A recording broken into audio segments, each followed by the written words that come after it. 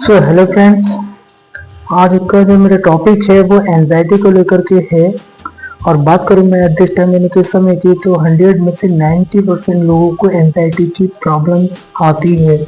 Anxiety का मतलब यानी कि किसी भी चीज़ को उत्तेजित हो जाना, यानी कि एकदम से हाइपर घबराहट, कपकपाहट, यानी कि ये सब चीज़ें इन रेगुलर हैबिट्स की वजह से, यानी कि सारे इम्बैलेंस, इलेक्ट्रोलाइट इम्बैलेंस का हो जाना, यानी कि सारा का सारा आज इसी टॉपिक पे हम बात करेंगे। यानी कि anxiety, what is the symptoms of anxiety और what is the case of anxiety, यानी कि क्या किन किन रीजन की वजह से ये चीज़ होती है। तो आज इसी टॉपिक के ऊपर बहुत ही अच्छी तरीके से बात करेंगे। तो प्लीज़ आप मेरे वीडियो में बने रहिएगा, और खास करके ऐसे लोग जिनको पहले से ही एंजाइटी या फिर ऐसी कोई प्रॉब्लम्स होती है, जिसको घबराहट या फिर बीपी का लो वगैरह, यानी सब कुछ सिस्टमेटिक तरीके से। तो अगर आप मेरे चैनल पर नए हैं तो please subscribe my channel Mahalakshmi primary health care. तो myself Saurabh Saxena is general physician. तो लेट्स टॉक अबाउट एंजाइटी। बात करूँ अगर मैं एंजाइटी, तो anxiety is the most common peoples in the mens and womens in the same process. अब किस किस रीजन की वजह से अगर ये चीज़ होती है, तो सबसे जो पहला रीज़न जो कि हर एक वीडियो में मैं आपको बताता हूँ कि यदि कोई व्यक्ति यानी कि किसी भी अल्कोहल या फिर क्या कहते हैं कैफीन, निकोटीन या फिर स्मोकिंग वगैरह करता है, तो उसको इस तरीके से सिम्टम्स देखने के लिए मिलते हैं। और इस केसेस के अंदर भी बहुत ज़्यादा होती है, या फिर सर्टेन फूड्स की वजह से भी उसको एलर्जी यानी कि एंजाइटी हो जाती है। और बात करूँ मैं इसमें, तो एंजाइटी का होना इसके अंदर क्या रहता है कि आपको एक नोटिस जैसा फील होता है, जिसको हम जी मिचलाना, उल्टी जैसा, कि ऐसे रिफ्लेक्सेशन का होना।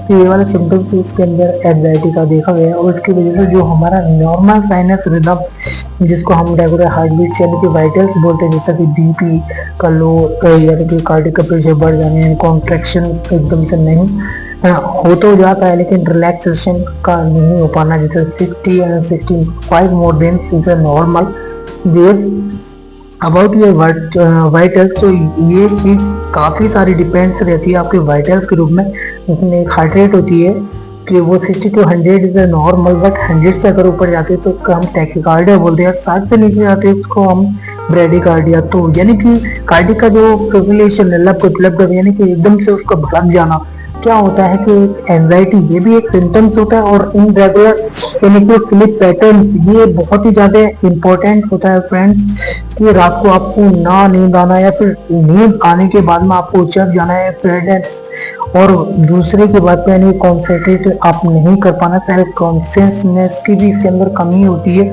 और एकदम से क्या कहना है स्वेटिंग जैसा हो जाना, या फिर डिजनेस यानी कि कपकपाहट हो जाती है, घबराहट हो जाती है। तो वो बहुत सारी चीज़ों के अंदर ये वाले सिम्टम्स देखे गए हैं। और यही चीज आगे चलने के बाद में कार्डिक की प्रॉब्लम यानी कि इसे हार्ट इशू से हम कार्डिक अरेस्ट या फिर हार्ट अटैक की बीमारी भी ये चीज बन जाती है।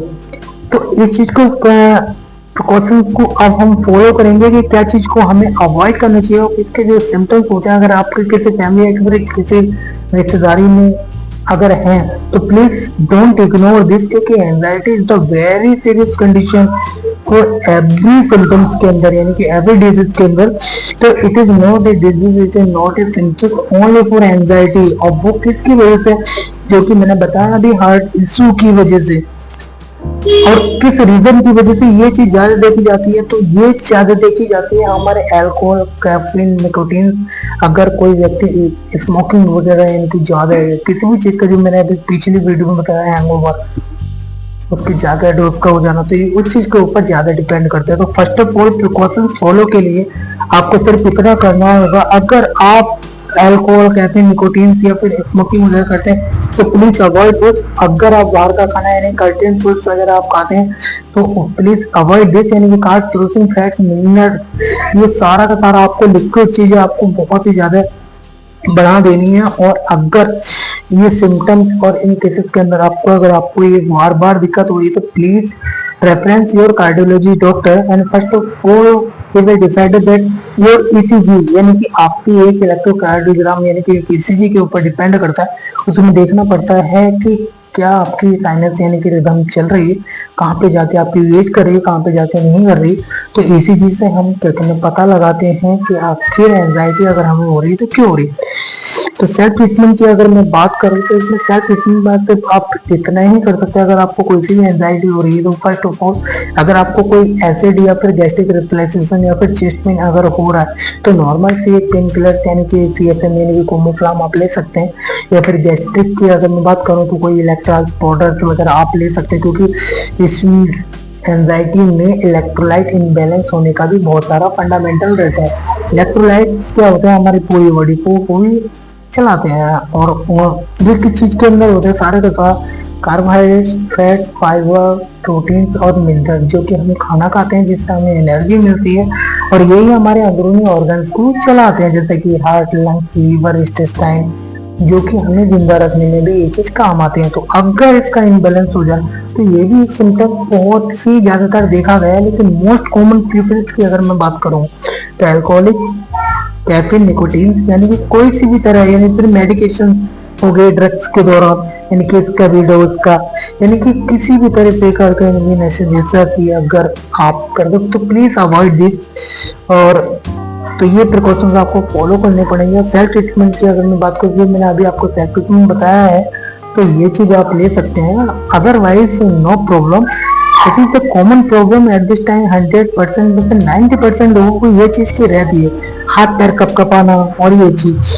तो फर्स्ट ऑफ ऑल इलेक्ट्रोलाइट यानी कि अपना चेक कराइएगा, जिसमें सोडियम, पोटेशियम, कैल्शियम क्लोराइड्स होते हैं। उसके हिसाब से आपको जो है वाटर यानी कि मिनरल्स की मात्रा आपको ज़्यादा बढ़ानी है। और बाहर का अगर आप कोई खाना खाते हैं, कार्बोहाइड्रेट्स ज़्यादा प्रोटीन्स वगैरह ले रहे तो वो चीज़ को आप अवॉइड करिएगा, जिसको हम एक्स में जैसे कि उसकी जल्दी से छोड़ के आप उसके अंडे की यानी कि सफेदी उसके अंदर विटामिन C, विटामिन D वगैरह उसके अंदर आपको मिलता है। तो ऐसी चीज़ें यानी कि हेल्दी लाइफ स्टाइल का मतलब ये होता है कि हेल्दी फूड के साथ में आप अपनी डाइट की शुरुआत करिए। और जब भी आप सुबह उठे तो पानी की शुरुआत दिन में आपको करनी है।